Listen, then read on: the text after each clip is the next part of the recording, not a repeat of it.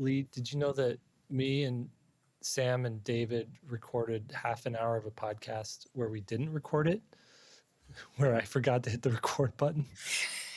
Yes, I remember. I'm so glad I wasn't on that one. It was so good too. Good discussion. It was good, but what we resulted with was good too. So Yeah. All right. You guys ready? Here we go. ready. Hello, everybody. Welcome to 3 Point Perspective, the podcast about illustration, how to do it, how to make a living at it, how to make an impact in the world with your art. I'm Jake Parker. I'm Lee White. And I'm Samantha Cotterill. Let's jump into it. Okay. Today we're going to talk about starred reviews, and I actually have a presentation here if you're watching on the YouTube, but it's mostly discussion, so our podcast listeners will be able to follow along easily just as well. So the starred review, right? What even is it? You've probably heard about it. This is very much a children's book industry specific topic. And we're going to get into the what this is, what makes it so important, and we're going to talk about it in our relationship with starred reviews. And we also have a little bit of an article where someone, I want to say kind of shooting from the hip, told all their, released an article with all their problems they have with starred reviews. Yeah. And then released a opposing version of it as well. So first things first, what even is a starred review? Well, a starred review is a book review that's marked with a star that denotes it's like a book of distinction, or it's a book that you have to pay attention to, or you should pay attention to. And the cool thing about that is oftentimes a starred review is going to increase media coverage of it. People are going to be talking about it. People are going to be sharing it. A bookstore is going to decide where to place it in their bookstore, depending on whether it's a starred review or not. And it can even affect sales of the book, though not always. Okay, but specifically, starred reviews are a key signal of quality and prestige in the children's book market. They influence everything from whether librarians are going to purchase a book or not. They have this list of books to choose from, which is thousands upon thousands. How do you pick which book to put in your library with a limited budget? So you look at starred reviews, marketing strategies as well for publishers. Publisher has only a certain amount of publishing money, budget. So they have to pick and choose which book are we going to push, the one with a starred review or the one that didn't get a starred review. And at any point during this presentation, you guys pipe in. If you've got a thought, just interrupt me and make it. Well, there's the obvious one, which is who's given these stars? Where are they? Mm-hmm. Yeah. And I think we're talking mainly probably with the main trade publishers. And so the ones I can think of are got Kirkus, which for those in the business. Hey, don't think I'm not going to cover this in my presentation, you guys. All right, I figured you would, but my mom gives me a gold star every time I do an illustration. So that's the only one that I care about. All right, Jake. Well, so you go ahead. What we're going to go over is the origins. How did this even start? We're going to go over the system, how it works. We're going to go over the impact. What are the ripples that emanate from a starred review? So first things first, origins. All right. Now, starred reviews isn't something that has always existed. They emerged in the 20th century, mid 20th century, as a way, like Sam was saying, for these trade journals or these magazines, newspapers, whatever, that would review books. It was a way for them to distinguish what was an exceptional title from just the general books that are coming out. They began as sort of like an editorial tool. Hey, we just need to kind of delineate. We've got a good book here, so we'll give it a star. It soon became like this shorthand for what's a book that is quality, what's a book that's important that you should pay attention to. And so, children's books weren't always a thing. If you go back to the 1800s, if you had a book, it was usually books were made for adults, made for people who could read, right? And it wasn't until the early 20th century that this market opened up, like, hey, let's make children's books, let's do comics, let's do, you started seeing like, hey, as more and more people are getting educated at an earlier age, let's make material for them and let's increase that and help that. So children's literature began to flourish in the early 20th century, and trade journals like Publishers Weekly started to include reviews of children's books, and that was to help the libraries, educators, and booksellers what to put in their stores, right? And then the mid 20th century, like I said, is when they started the Starred Review, and then all these journals started following suit. So it was Publishers Weekly that started the Starred Review, and then you have Kirkus Reviews followed suit, the School Library Journal, Horn Book Magazine, Book List. Are there any others that you could think of? Book Page. Book Page. And well, yeah, I think that's all I can think of. I think that's kind of got all of mainly the main ones that I can think of. Okay, so here they are. Kirkus Reviews. The audience for this is libraries and booksellers. Okay, those are mostly the ones picking up Kirkus Reviews. They're known for tough grading. A star from Kirkus is like a big deal, right?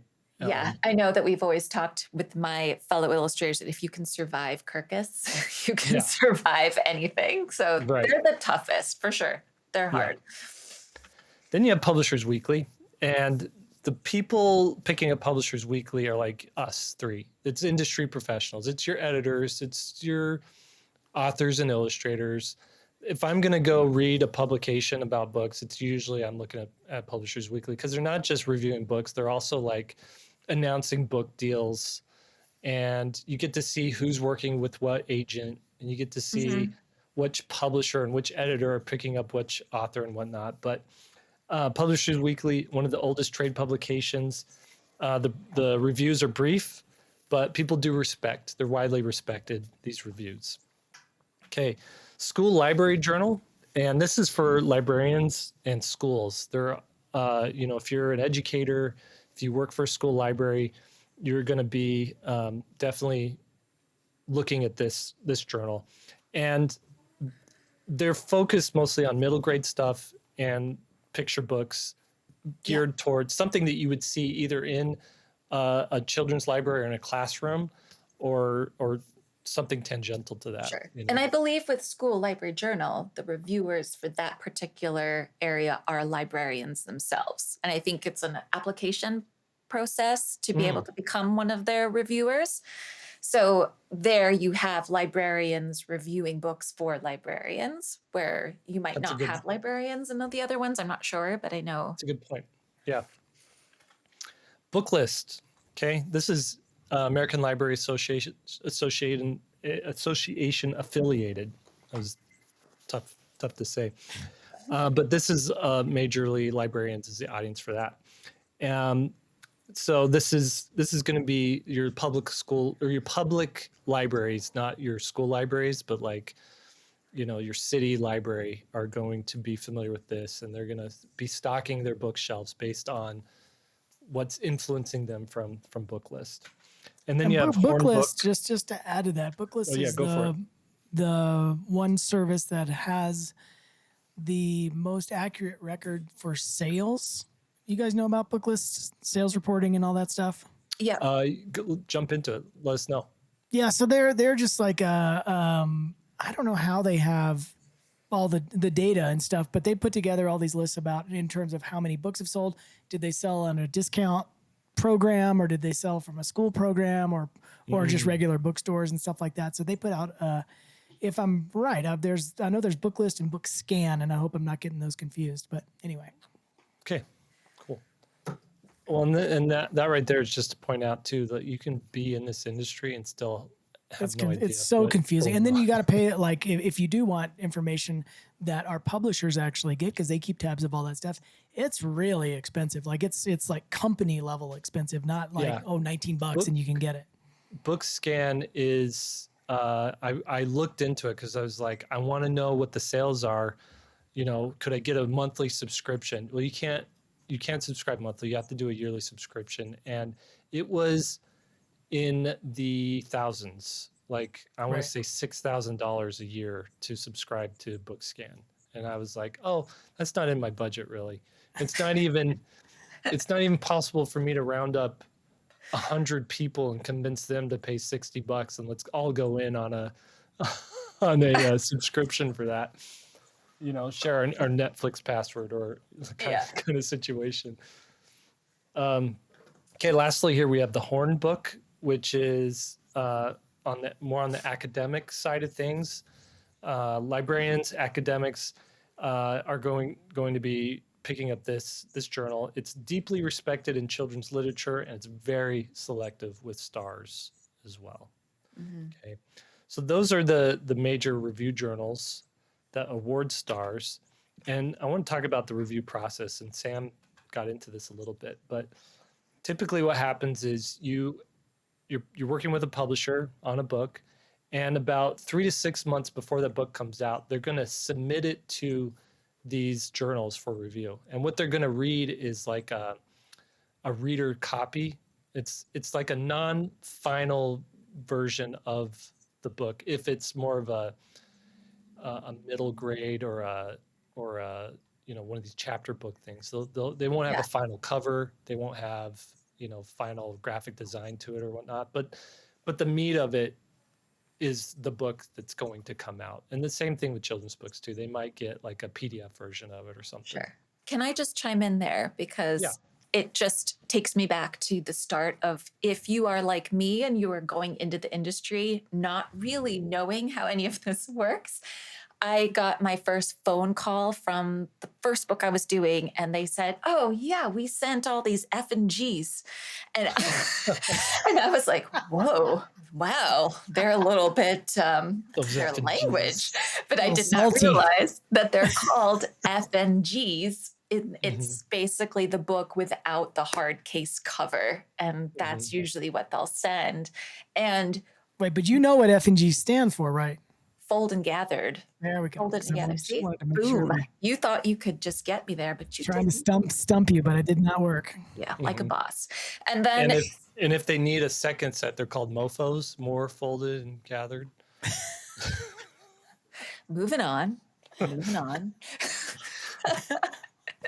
But they will, and then when you have publication coming, you will often get a marketing strategy outline from the publisher that will tell you we are sending to, and they usually say the same thing, that we're going to send to all of these trade reviewers for potential review. And they're not always going to get reviewed by Right. those reviewers. So I'm checking my. I actually didn't check my last book against all these reviews. I'm just now for the first time reading them. That was 5 years ago. Well, you get really honestly, that's kind of the right attitude, Lee, because at the end of the day, it kind of doesn't. I don't know. I don't want to say it doesn't matter. We'll get into that later. But at the end of the day, you just have to keep your head down and keep working. And if you're worried so much about what everybody's going to think about it, that can kind of mess with you.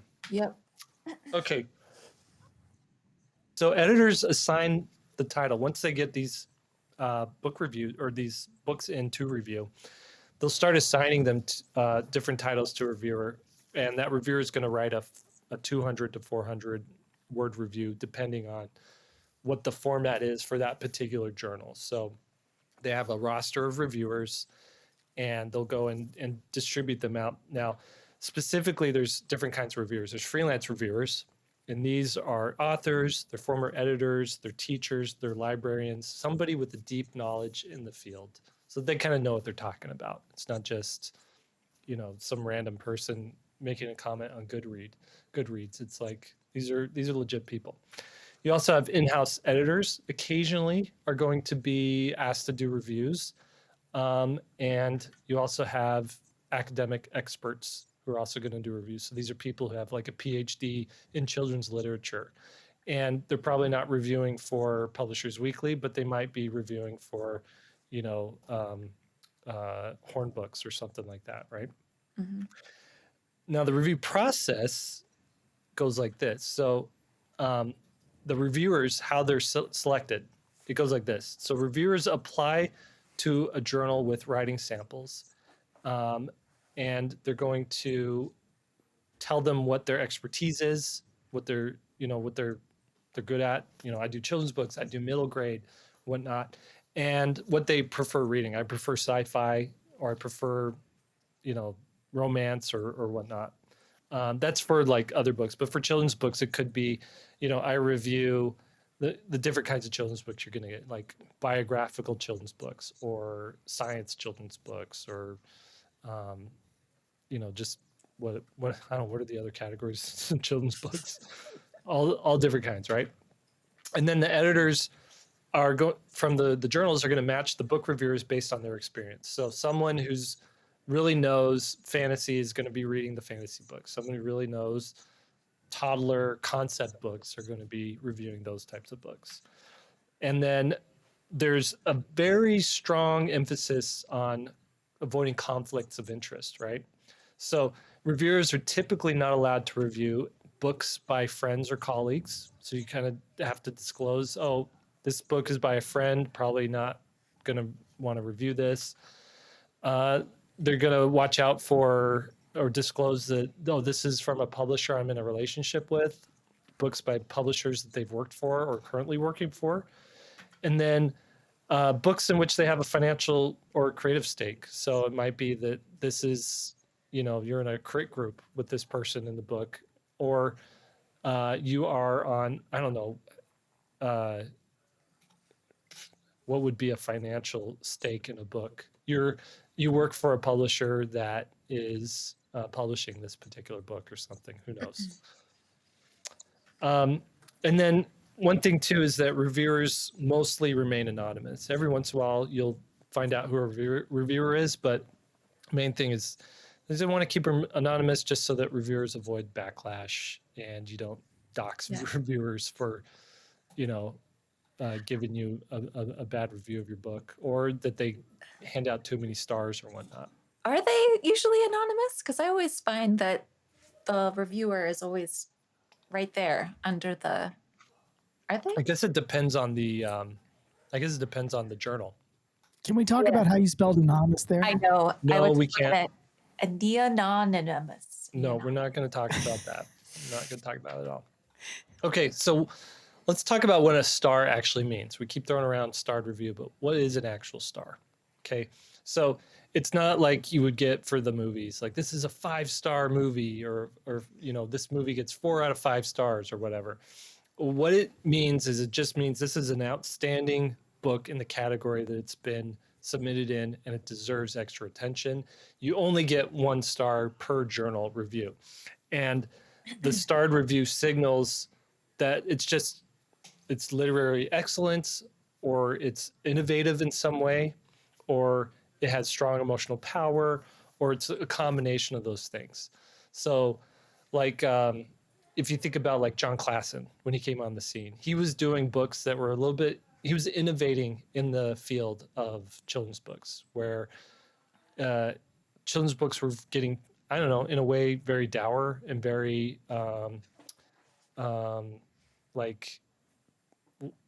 didactic, right? Mm-hmm. And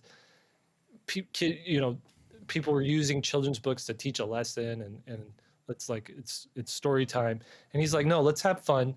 Let's introduce a little bit of silliness to this that we haven't seen in a while.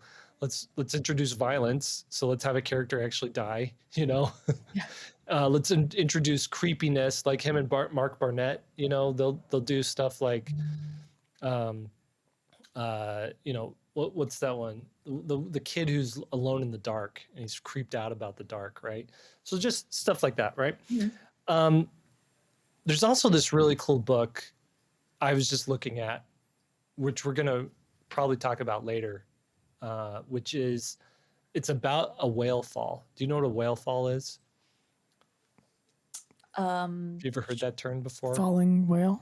It's when a whale dies and it floats to the bottom, or it sinks to the bottom of the ocean, and everything that happens from the moment it dies to its bones, and how it's so good for the ecosystem. And this book just talks about kind of the life cycle of a whale, and it's very like it's just really good in breaking down scientifically. Here's how this works. Here's what happens, but it's also emotional in a way. Like the whale that we're talking about has a life, has a soul, has a perspective, right? And that's just a cool, interesting type of book that you would not see. So innovation that way. Okay, so the weight of multiple stars. Okay, so 1 star, prestigious, but 2 or more stars. So if 1 or more of these journals gives you a star, so now you've got Publishers Weekly giving you a star, and you got Kirkus Review giving you a star, your book is now considered a breakout or a standout book. And then if you get a star from every one of these journals, that's very rare, doesn't happen very often, but that's very much reserved for books that often go on to win an award, like a Caldecott, a Newbery, things like that.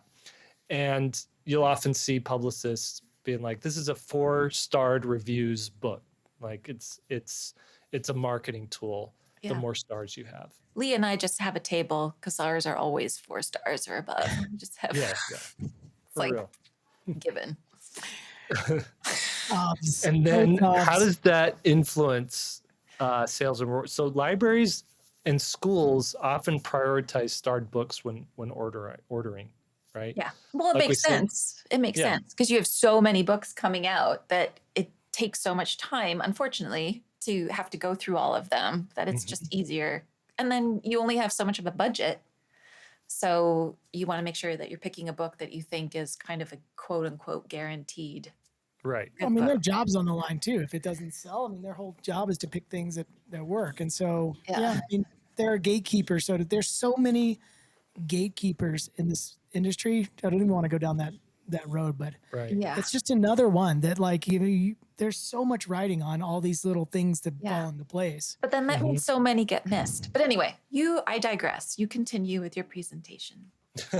Well, let me add to that point just because we're talking about it. Back in the day, I love starting with that because that could be 100 years or that could be last year. Back in the day, there used to be a little bit more time frame where something, whether it's a book or music or whatever, in any kind of artistic output, had a chance to sort of find its way. Sometimes like in the beginning, like say an album released and it didn't do great at the start, and then all of a sudden it starts picking up and becomes a hit a little bit later.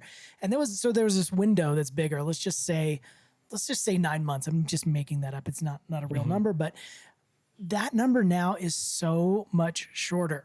Yeah. And so like you got like 3, books are released quarterly. And so you have 3 months and it better just be a standout hit from the get-go. Otherwise it just gets buried under this avalanche of new media coming out. And, there's not a lot of time left. And so it's a little bit unfortunate in my opinion that there's not a little more sort of gestation period for a book to find its audience. And so, but that sort of plays into this star too that we were just talking about. If you got this sea of stuff coming at you and a librarian or a book, somebody who orders books for a bookshop has to pick something, man, they have to use something. They can't read it all. Yeah. And I think that's where it can get tricky because, this is like 5 podcasts worth of material that we can be going over.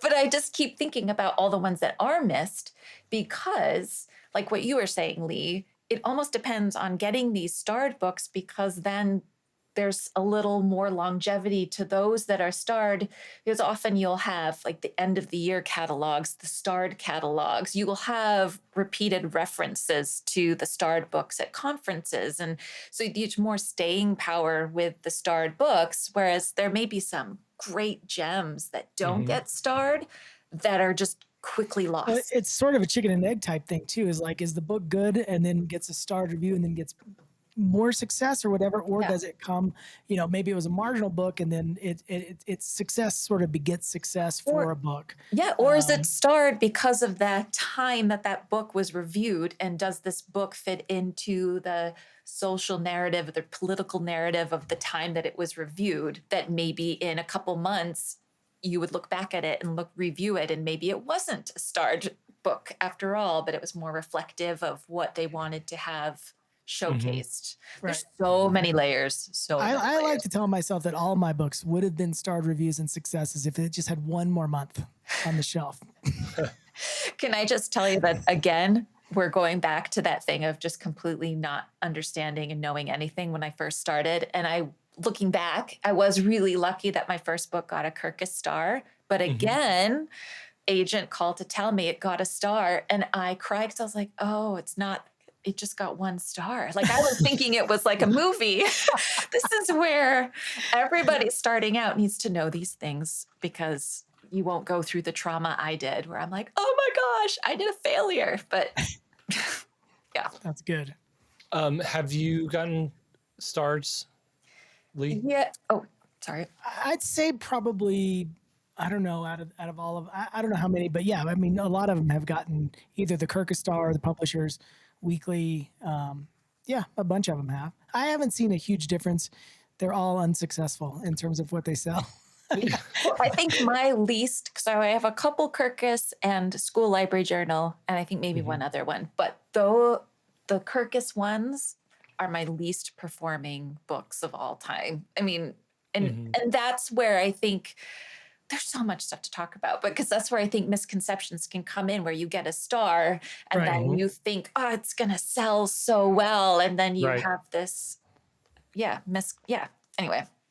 No, and actually this is the end of my particular presentation as far as what a starred review is, and we can go into like more of this freeform discussion here Sure. and actually read that article. But I wanted to show you guys really quick, since I'm still sharing here, my 1 starred review, which is Little Bot and Sparrow.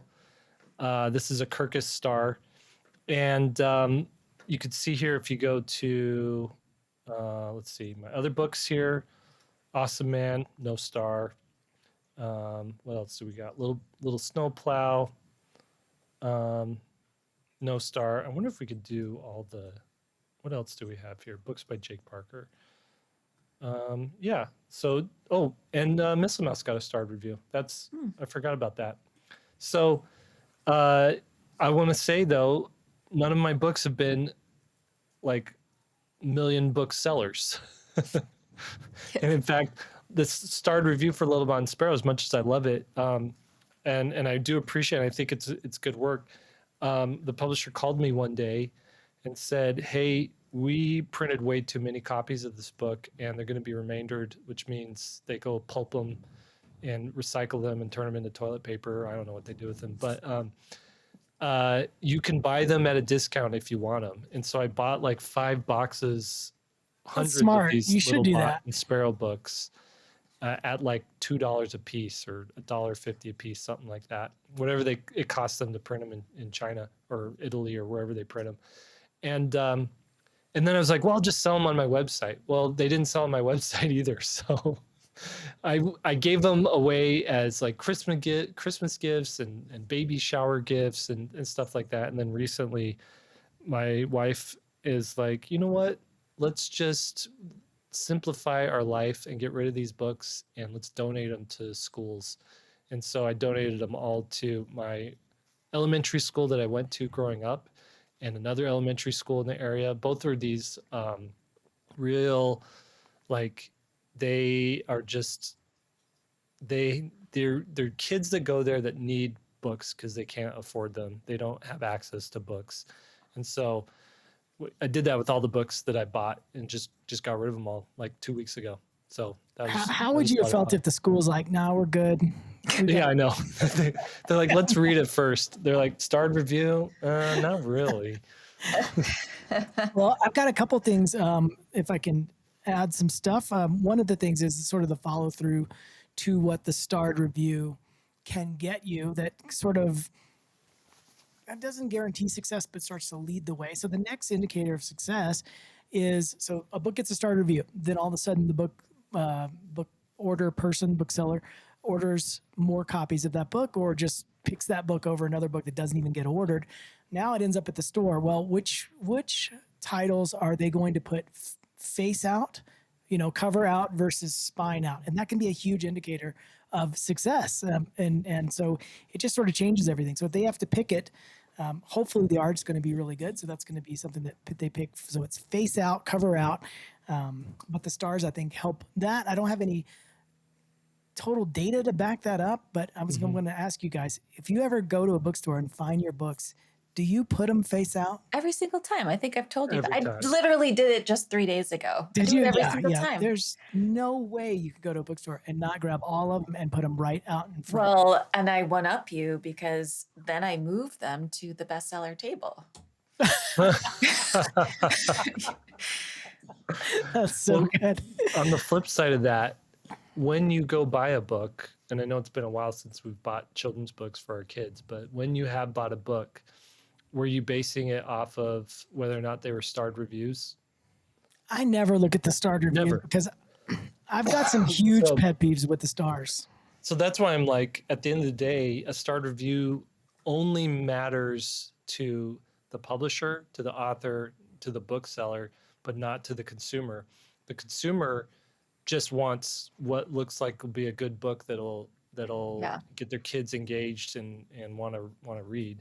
But ultimately, that consumer is seeing the book because it was chosen by the bookseller because it was on the star. Yeah, but Listen. you're not giving enough agency to a book to a consumer, because you can look at all the ones facing out and be like, that's not quite it, and then you'll see people perusing the Yeah, but it's a scavenger hunt at that point. I mean, Oh, it totally is. I mean, like, it's a case in point. The fact that when I started picture books at 40, I didn't know what a star was. That tells you that as a Yeah. consumer, I had no clue. yeah. I I had mean, never the heard question of is it there, and is it in somewhere where I can see it? I mean, that's the whole Mhm. deal. But here's what bugs me about reviewers, specifically with illustration. And I actually got to have dinner with 2 reviewers for Publishers Weekly.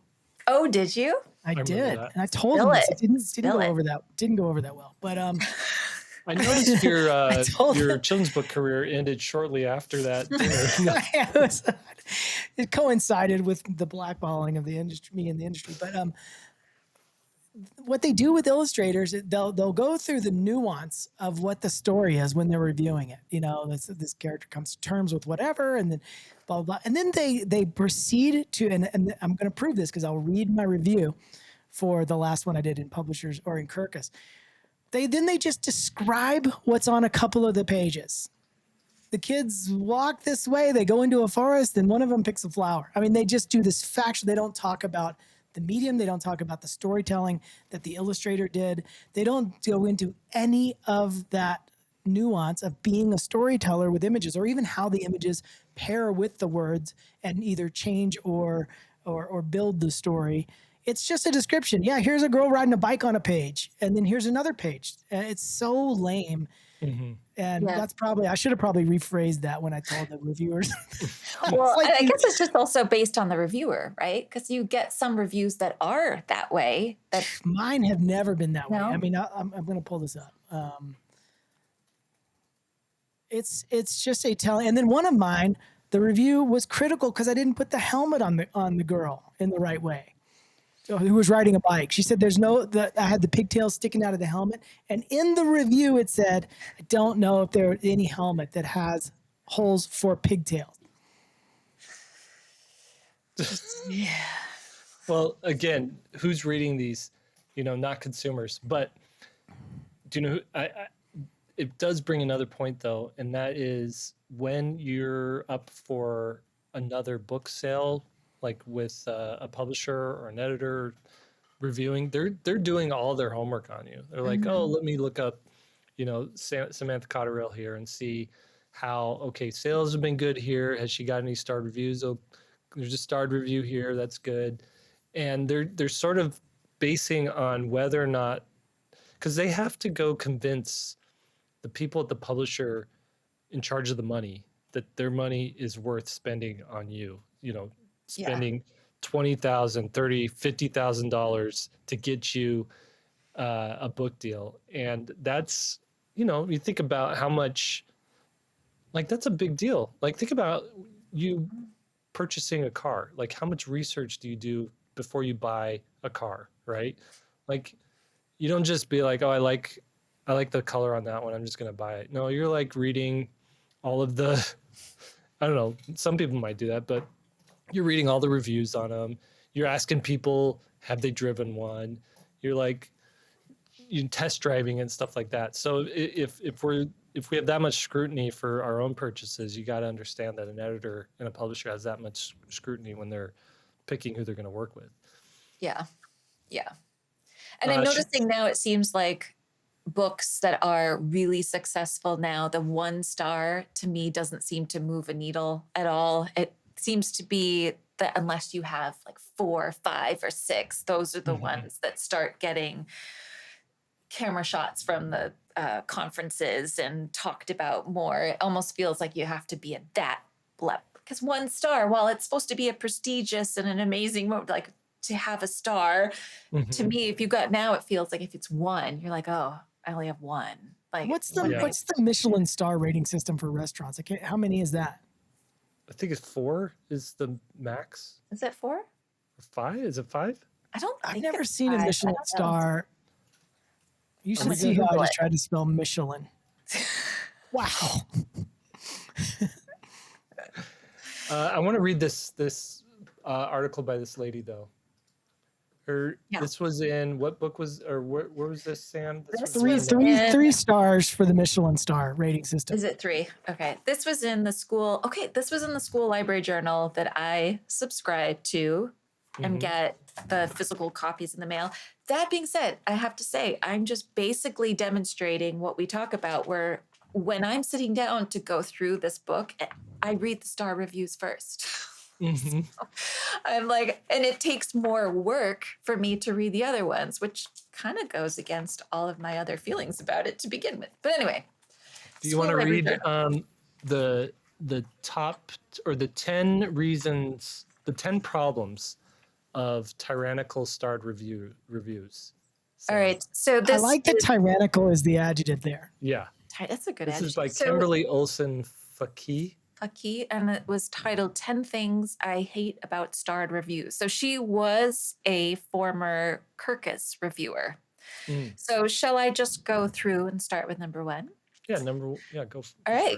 And this one, I experience it a lot. I'm sure most people do, but comparison is the death of contentment. A starred review sets up other noteworthy titles to appear as less than. We all know about less than. And have you guys felt that way at all when you get a review from Kirkus or anywhere? I mean, for all this bluster about stars don't matter, you still like are so happy when one of them did get a star. Nobody wants to get an unstarred review. I mean, that's just going to be. And I'm just going to be real. I'm going to be honest. When I read one, and sometimes there's been moments where my friend and I will call each other, and we will do this because we'll get a review that just sounds so good. And then you're like, but where's the star? How come it didn't get a star? I mean, the review, like, how much better could the review have gone? And then you go through this moment of, why didn't it get a star? It should have gotten a star. I mean, it just plays with your, and then here I am feeding into that because it's this weird like validation of I did a good job because I got a star. I don't know. Well, we don't have any other way to validate other than sales, which we know that there's good books that don't sell well and vice versa. You know what I mean? So how you got to hang it on something. Yeah, that's true. All right, number 2. Give or take a few people, the same amount of work goes into a book that is starred as one that is not. Despite their combined Herculean efforts to just get the darn thing published, people fruitlessly wonder, what else could we have done? And that kind of fits into when I'm going, what else could I have done? The review is so like, it's where I've even done that, where I've emailed my agent and go, I don't know what else to do. Like, what do I need to do to get to that star? Like, I'm so confused. So I totally play into that. Yeah. I mean, I'm sure there's some people who have gotten starred reviews for project they felt like they phoned in. Yeah, I'm sure. All right.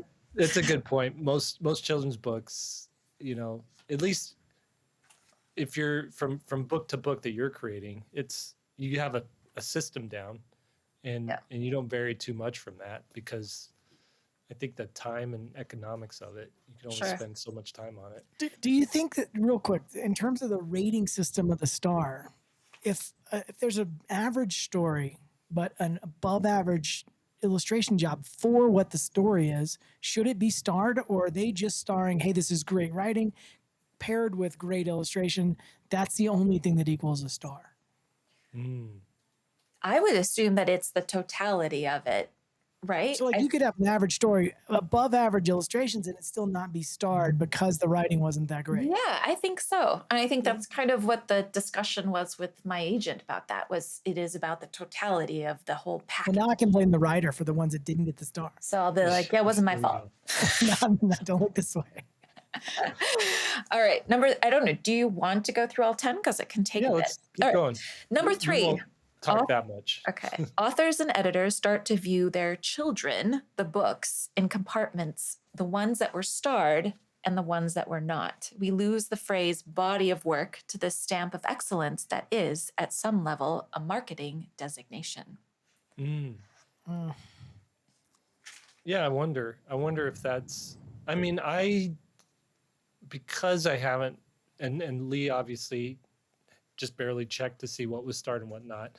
I do more think about, I do have a body of work, and I don't delineate between my starred children and my unstarred children. Sure.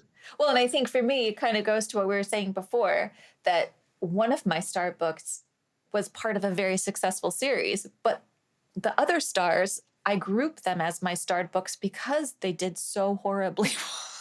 They really performed so horribly that it kind of was a very interesting thing that those are the books that did not do well. And so, Yeah.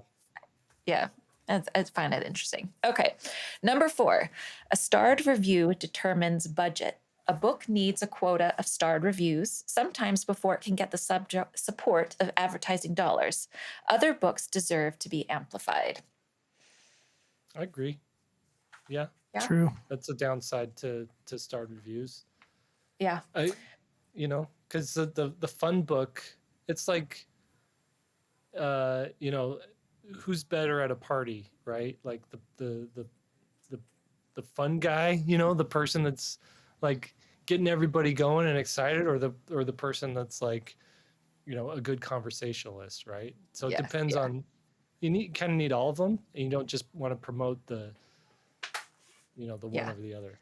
And I'll see a lot of ads done by publishers where the money is put into ad space that will use the 5 stars as this is a 5-star book, and for means of more sales. So yeah, I see that. All right, number 5, a star is like a shorthand that leads to purchasing decisions, and occasionally the shorthand is the only part of the missive that is read. The reviews of other titles that fill a collection whole are moot. That kind of goes along with 4. Mm-hmm. All right, number 6. Starred reviews provide momentum towards award season. Those titles that make it to the awards funnel are a fraction of books compared to the riches published, but no one is glancing at the riches just beyond the stars. And I think that's very true of recent years. I can't think of Caldecott or Caldecott on our books that haven't received a star in the past few years. Like, do you know of any that? I'm going to Google that because that's a good one. I don't know. Yeah, because I do think that initiates the conversation for mock lists but even with all those mock lists, I mean, look at the last one from this previous year. There were few books that you thought would be a shoo-in, and the one that won wasn't part of all of those mock lists. So that will happen, but I think the starred reviews do lend themselves to getting more opportunity. The robot that runs AI says there's a lot of Caldecott winners that have not been starred books, but then just goes on to say that. But was that before the stars took place, or was that recently? How does it know? The robot knows all the things. I don't know. That's going to take a little more research. That's all the research I'm doing on it, We too. need a spreadsheet. But I'm going to talk definitively like I know. Okay. All right. Award committees both do and do not take the stars into account, but few of us can stare at a starred book and think, it's probably not as good as that. Let's skip. This happens all the time to non starred books. They don't make the cut.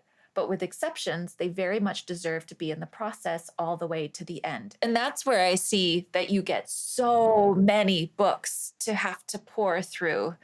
Mhm. And the starred ones would be easier to just grab those first. And you might be Mhm. missing because those starred reviews are really reviewed by what? How many people total? You have the reviewer, then the editor that looks at the reviewer's review of that book. So ultimately, is it just a handful of people that go into that one starred review that could potentially be an amazing book, but it's not like this Yeah. huge collection of people reviewed that one book, right? Yeah. Am I making sense? The, But the Caldecott from last year did have a starred review in Kirkus. okay. So I'm So going to go down through that's a these now. sample size of one in our research so far. I'm getting ready to have two. Hold on. I have some opinions on 8. You want to read Okay. 8, Yep. Sam? A starred review is a snapshot of several opinions at a given moment, and yet the star is forever in the book's life. But sometimes a starred title does not stand the test of time. It may be that politics, styles, attitudes, or knowledge bases have changed, or even that the best book of that month is not necessarily the best book of that year, which we Yeah. kind of touched on that. Yeah. So what I think what there should be a literary journal or something, some sort of review thing that will review books from 5 years ago and Yeah. and give and just look at how everything shook out and what really stands the test of time, what's really the book people are still talking about. And then, you know, in 2025, we're announcing the 2020 Starred Book Awards, and we're giving 100 stars to these 100 books that have stood Mhm. the test of 5 years or maybe a 10 year or something like that. Yeah. And you know what's interesting is that I also subscribe to Publishers Weekly. This is all the magazine subscription stuff that I've talked about before. Yes. But you see the New York Times bestseller list, and you usually get those kind of the award-winning books will pop up. But the Mhm. Publishers Weekly top 10 lists, whenever they come, it always fascinates me because you'll have all these starred reviewed books, but the ones that fill the top 10 are still all the Hungry Caterpillar, Mhm. Yeah. they're all those The classic Wild Things ones. are. Chicka chicka boom boom. I mean, all Yeah. so they still fill up most of that space, which does make you wonder, all right, kind of what Jake was saying before with the consumer Mhm. that's actually buying the books. Okay, all the way back to 2018 to present, 2025, everyone, Caldecott has a starred review. So you might even posit at this point that if you think you're going to win a Caldecott, you got to get the star first. Mm. So yeah. All right. Don't expect that phone call. I'm going to if go you through haven't all gotten of a these now, starred all the way review. back to 1910. All right, number 9. A starred review casts a book creator's entire body of work in a lesser light. Starred reviews by various authors cast the same doubts on the non-starred ones, and many of those are worthy, glorious, perfect books. I don't agree with that one. I don't think that's. I don't agree with that one either. I think she needed 10, and she's like, I got to come up with one more 9. We'll do this one. Number 10, the number one reason I find starred book reviews tyrannical is not about glory and perfection. The starred book will find readers. The one right next to it without the star may never find the one reader who needs it most. Maybe. Well, Maybe. the problem is, though, so you take the stars off, it's still the same problem for all the books, Mm-hmm. right? Yeah. Yeah. Yeah. And I think Well, my friend, she's always been saying there needs to be like a children's version of, I don't know if there is one, of Kirkus or something where it's the kids and the the Kids' readers. Choice Awards. Yeah, like they're doing all the reviews of the books and they're putting the stars and the like. I'm just curious to see. It would be neat to have that where the readers themselves are ranking like Well, yeah, reviewing. or there should be at the end of the year, a survey from librarians and say, which one of your books that you ordered this year are the most trashed, like have the most rebinding that you have Yeah. to do, or you have to order new ones. Yeah. And that should be a metric of how good the book is as well. Oh yeah. Well, it's like you look at Sandra Boynton, and she even said that in an interview that I never get stars. I'm never going to get Mm-hmm. great reviews, but I sell very well because Yeah. she knows how to write for her audience. And yeah, Yeah. she's just so. This last paragraph, her closing statement, they cannot all be stars, so maybe none of them should be.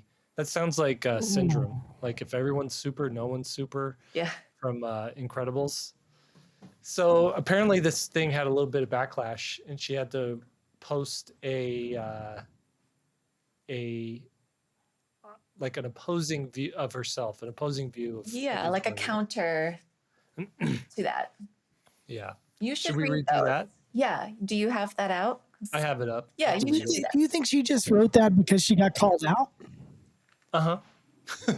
I think she probably got a lot of responses to that. She and says then, at the top of it, she says, recently I wrote an opinion piece and the counter arguments begin to roll in immediately. So essentially she says, here's what I love about giving books starred reviews. So she did a complete 180 with this, yeah. follow-up here. So number one, she says, the celebration from the moment of assignment to the praise coming in, there is such a thrill in seeing creators take their ideas and nail it. So if someone's nailing it, well, let's celebrate them. Let's give them a star. Number two, one-starred book can boost an author's profile with the publisher of the book, with the other publishers who may want to compete for the next book, and among readers. So if you're getting a starred review, it's gonna elevate your profile a little bit. Number three, an idea that once seemed the stuff of heavy textbooks, like the dissolution of a whale into the ocean's waves, talking about whale fall that I was telling you, they become a stunning insight to light up young readers' minds. So basically she's saying there, if the whale fall book hadn't gotten a star, kids wouldn't be exposed to like that kind of interesting style book. They wouldn't have been drawn to it, or have had an opportunity to be drawn to it because it wouldn't have been on the shelf at a library or at a bookstore or whatnot. Number four, as strong books emerge from the spring and fall and committees begin to convene and read their eyeballs out, starred books take a sharp left turn into a slow burn competition that quickens into a real horse race. So I guess she's just saying that a starred book is just a easier way to filter through the garbage. If you don't have starred books, then people just have to go and read everything and decide for themselves. I think really what's at the core here is like who's essentially the starred people are sort of tastemakers. Mm-hmm. So who are these people that we're picking to kind of like you're saying, you have these different levels of gatekeeping or Yeah. just people like influencing taste, and it's not all up to the starred reviewers, but there's sort of the front wave of what shifts into popularity. It's a little scary though, because you think about there's part luck with who you land with as your reviewer of your Yeah. book, And what other things they've seen and come out that season. I mean, there's so many variables yeah. into that. Can we Okay, talk number about a 5. ghost star? What's that? Can we talk about a ghost star? What's a ghost star? It's a new term I'm coming up with. It's when you think that you had a star review, but you actually find out you didn't. Oh. I can't find any of them. I don't think any of mine actually had a stars, but I thought they did, which counts for something. I thought they did too. I'm pretty sure. I know you've at least been reviewed. That's another thing. It's not every book gets a review. No, True. and that's gone down so much in the last few years since pandemic. Have you noticed that? Because I used to always get 4 to 5, and then pandemic hit, and then I noticed across the board, people were getting lucky to get 2, and it would be like 1 or 2. Is it if you're because lucky. there's so many things coming out that they just can't keep up with the? I know there was a huge backlog And I know that that was part factor. I'm not exactly sure now, but it hasn't fully caught back up. And then what's hard is you will have then the random book that suddenly gets like 8 reviews, but then it's all, but for the most part, I feel like it's gone down a lot. I don't know. So number 5 says starred books offer a heads up about authors who have dozens of relatively similar books as well, but are now delivering something new and fresh. This changed the way we readers see the world and the way we think about that author and all of their books, which deserve a second look. So that's kind of good. Yeah, like an author has a body of work that's been overlooked. They have a breakout, and then everybody's like, well, what else have they done? And those books go up in sale because of that one book. True. Number 6, when the creator who pours passion into every book has of recent times settled into autopilot, grind them out factory habits, because the life of the artist is low budget and tough going till it's not only thinks outside the box, but smashes it, we have new hope all the way to the podium. So I guess an option to do a star is like helps an artist sort of get out of that, that plateau that they might be finding themselves in. And I mean, let's be real, we do like a little boost, because if we are with our head down working, I'm sorry, but I do need a little attention every once in a while to keep going. I do. It's true. The debut. We who are tired, this is number 7, we who are tired readers who have read it all, open the potentially starable book and say, what is this? What is unfolding? It's a miracle. And sharing a great book by a newcomer, we could say, ooh, look at this, till we're hoarse, but no one has time. But if it has a star, it may signify a wonderful start to a career. So that's just, again, it's like a shorthand to say, this is something you should look at, as opposed, like if we got rid of the star system, you're just basing it off of, word of mouth and whatnot. Okay. Number 8, busy educators who would have to throw darts or read thousands of books every year to be able to make purchasing decisions have a very carefully curated list of starred titles. I stand behind our shopping lists. Okay, so it just makes it easier for educators to kind of sort through. And even before we were working remote, authors and their readers are often separated by miles. A starred review is a little good news telegram from our editorial planet to theirs, where they work in isolation on a project that is literally years from finding its public. You're welcome. That's, again, I think towards the end here, she's like, I got to come up with 10. Yeah. So starred review is a great way to pat someone on the back. How many ways can I say? Yeah. Good job, author or illustrator. And then number 10, the final reason I love starred reviews is because awarding them is just plain nice. It's a hard and often cruel world, but bestowing a star is still one of the easiest ways to pat an author on the back, expand readers' minds, and make sure our hearts are still beating for books. So it's good for the reviewer too. Pat an author or illustrator on the back. Yes, don't forget, lady, there's Don't forget the illustrator. illustrator. You did a good job. See, it all comes back to your mom giving you a star. That's what it all comes down It to. does. So what is there, as far as like illustrations are concerned, what are the equivalent literary journals that celebrate the actual illustrations of the book, regardless of the author?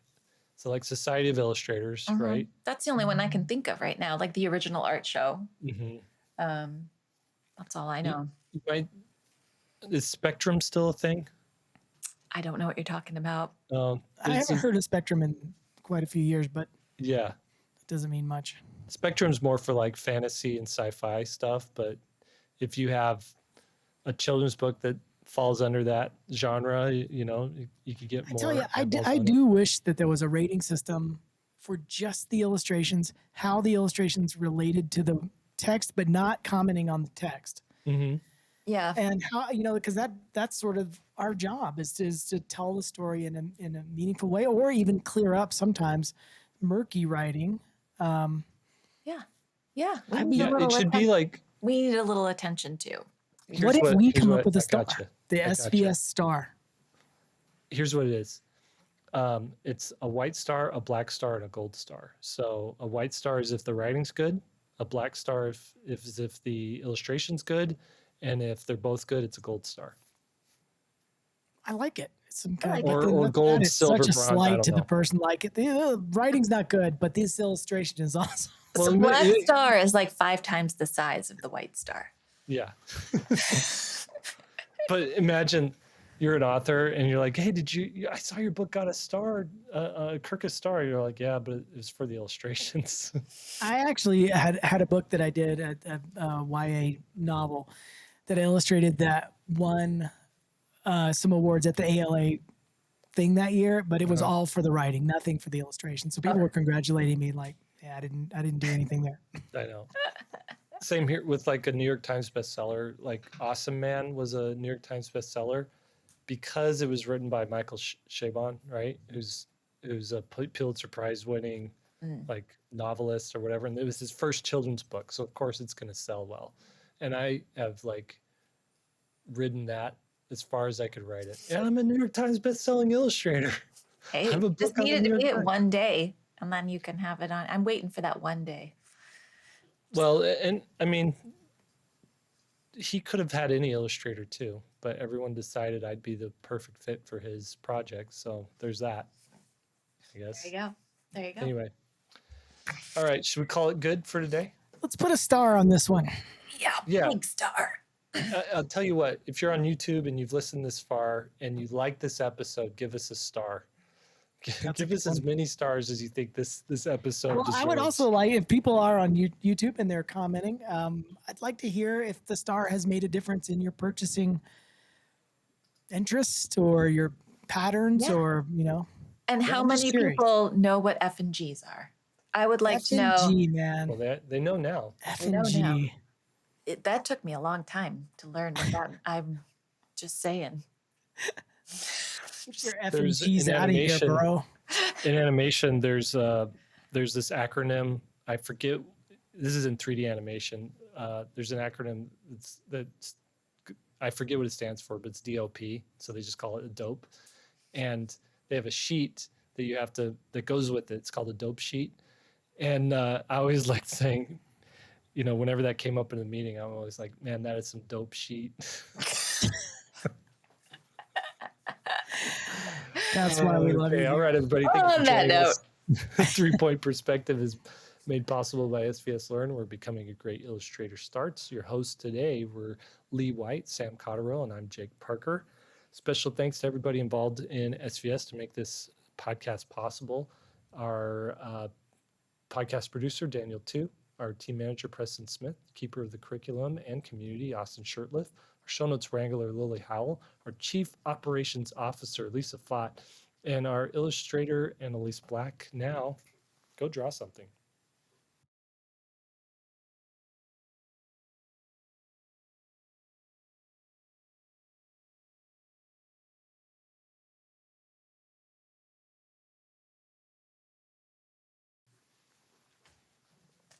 boom. All right, guys.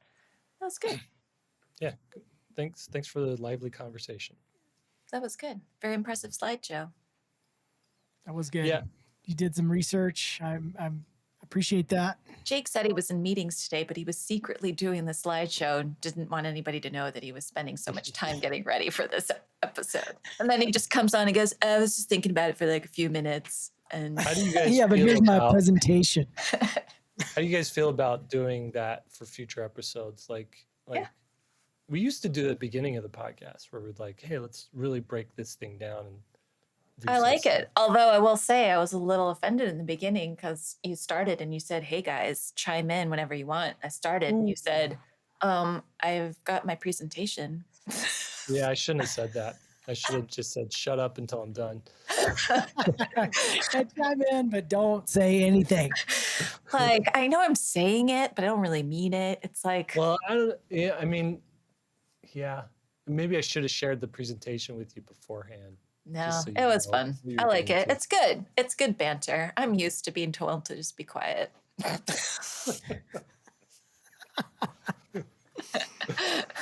Oh man, so am I actually. This is the one place where I can just talk and talk and talk. the joke in my house is my kids are always like, Dad, not everything has to be a podcast. Because I'm like, I'll just start talking. They're like, Dad, come on, enough. I could just imagine then, like, all right, let's get my slideshow on. Thing. And my wife is so good at like calling me out on BS. And she can tell when the kids ask a question and I know just enough to sound like what I'm know what I'm talking about. And she's like, you actually don't know what you're talking about, do you? I was like, Nice. I'm about 50% on this one. Too funny. Hey, how's your move going? My what? Your Move. what? Oh, we're not gonna list the house until June. Okay. Until the end of June. So right now we're just getting stuff, getting the house like pretty. Is it looking nice? Yeah. Like we had a gate that wasn't working and it was like needed painted. So the guy came out and welded it so it would like be straight and stuff. Fixing little cracks around the foundation, like just cosmetic stuff. There's not Is this the anything- geriatric part of the podcast? Yeah, I know, for real. I should stop recording. Talk about